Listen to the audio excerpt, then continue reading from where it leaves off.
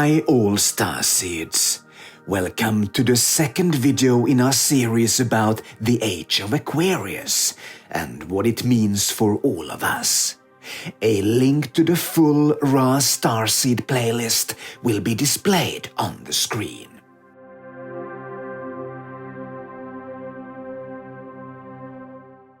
In this episode, we continue where we left off by the pyramids in Giza.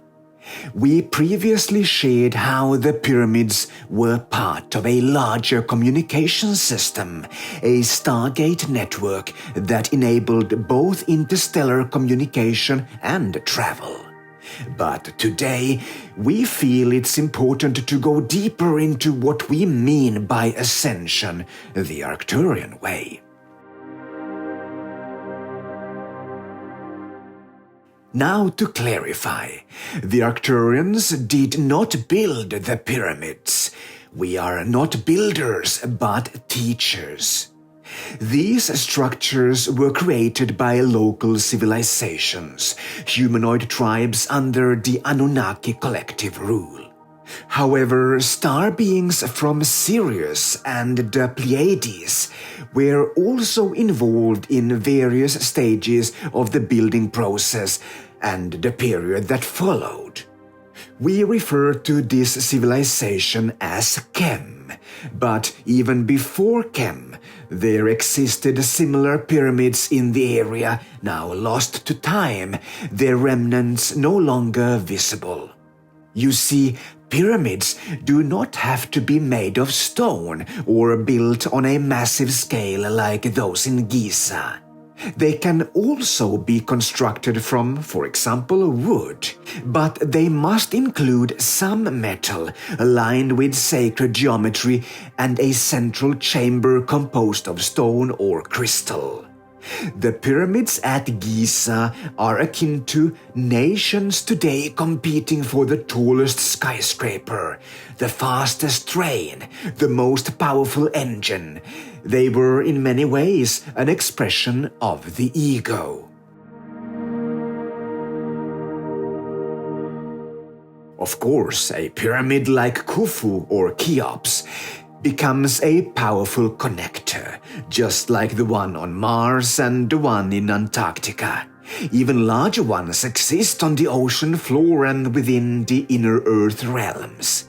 Small pyramids, some wooden, were built all around the planet by native tribes in places like Russia, Canada, or various Pacific islands.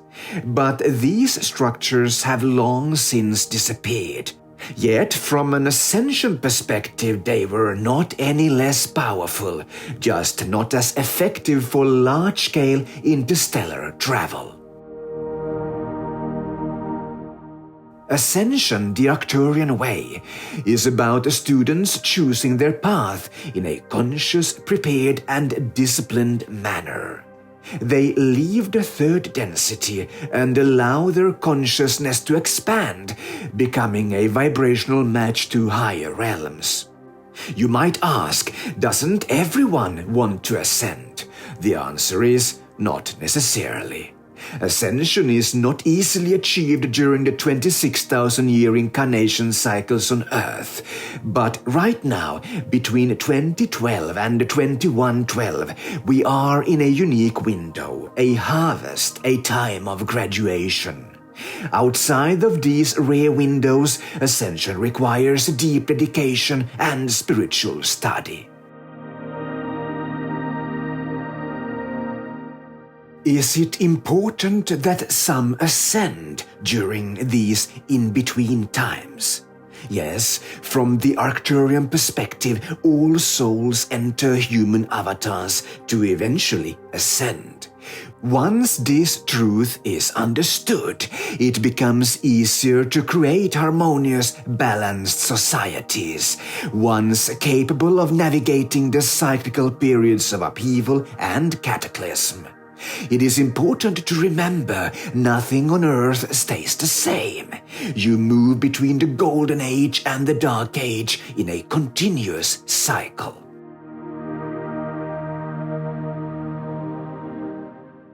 The higher the consciousness and the stronger the positive polarity of service to others, the more beneficial life on Earth becomes, not just for individuals, but for the collective and the educational system that supports soul evolution.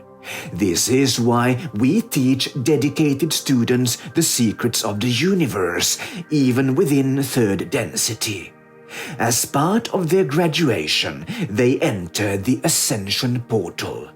Some return to serve as teachers in our absence, others ascend fully and do not return.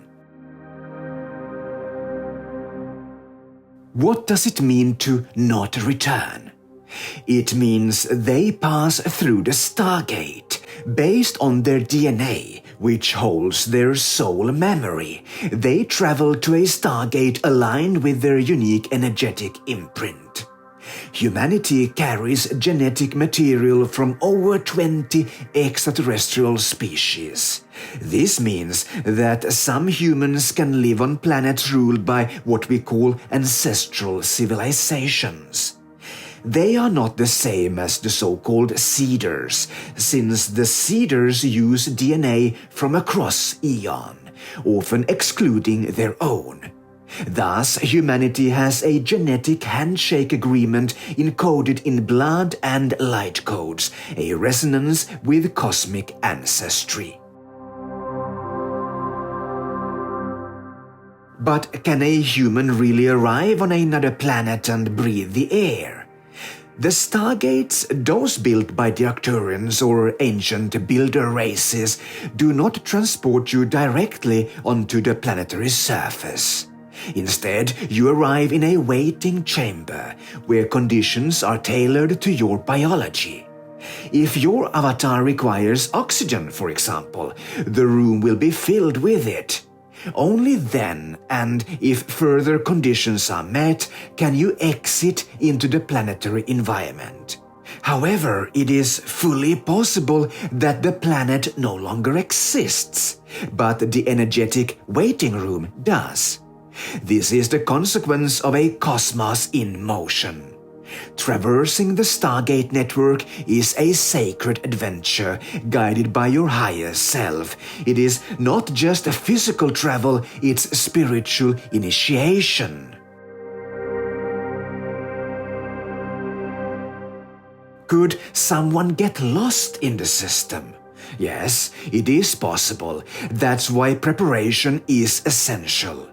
When you study the Law of One, understand the simulation and begin to comprehend how the 9 keys of creation integrate with all things, you are well equipped for whatever you encounter. Fear must be left behind. This universe is attraction-based, and as the observer, you create your next experience.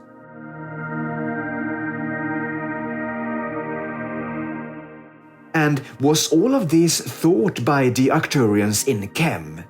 The Arcturians did not live in Chem. We have bases on Earth, however, they remain sealed and not publicly accessible.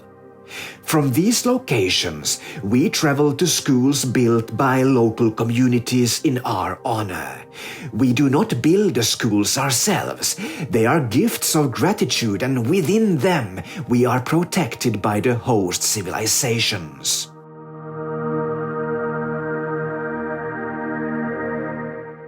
Have the Arcturians ever been threatened on Earth, or worse?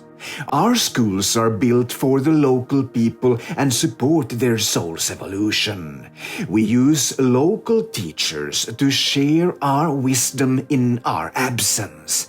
We always arrive at pre-arranged times, following our astrological calendar.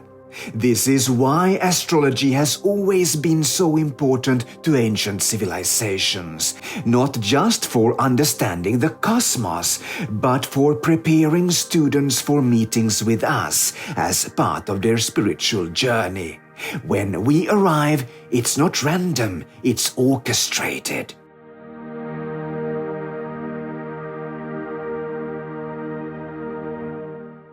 We communicate telepathically with the students. For those who have not yet activated that ability, we work through local teachers who interpret our messages.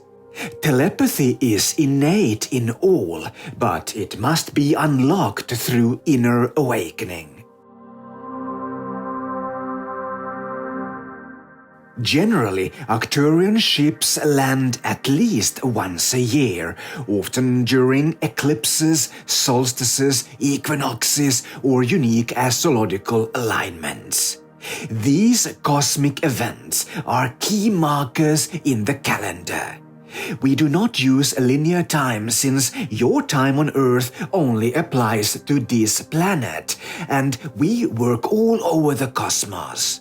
In some regions, we visit more frequently, up to once or twice a month, usually during full or new moons. The cosmos is our clock. When we arrive, the students are ready. The land is protected by local defenses, and therefore we are seldom threatened. And the people know if we are harmed, we will not return.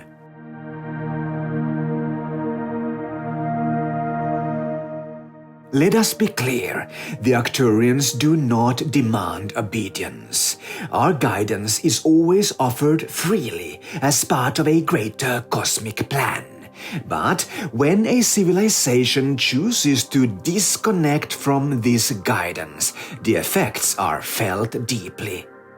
Without access to higher wisdom, collective ascension becomes difficult, and when the time of planetary reset arrives, an unawakened population will struggle to adapt and survive. These resets come twice in every full incarnational cycle on Earth.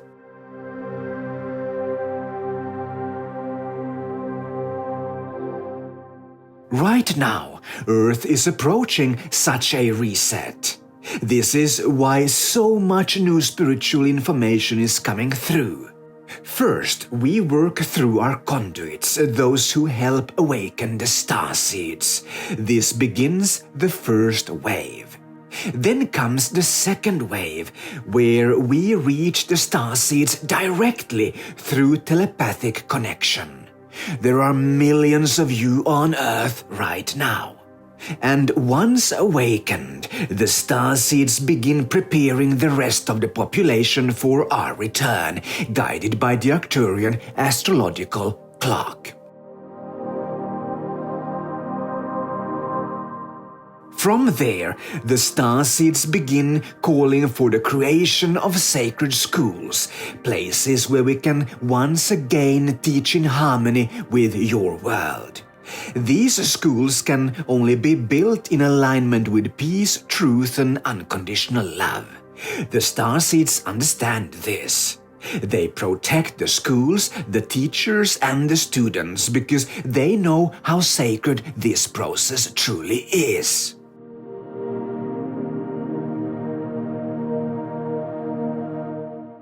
Soon, Ascension chambers will begin to appear. Not all of them will take the form of pyramids, but pyramids remain one of the most aligned and natural forms.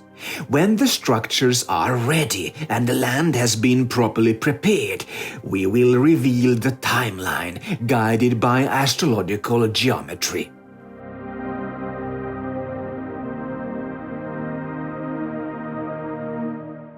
And when the moment arrives, we will return exactly as agreed. Never too early, never too late.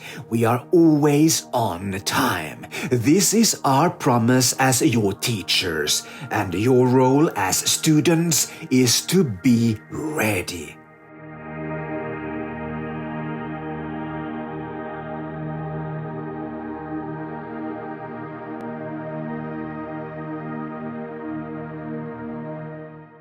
That's all for today's video. Until next time, don't forget to carpe diem or seize the day.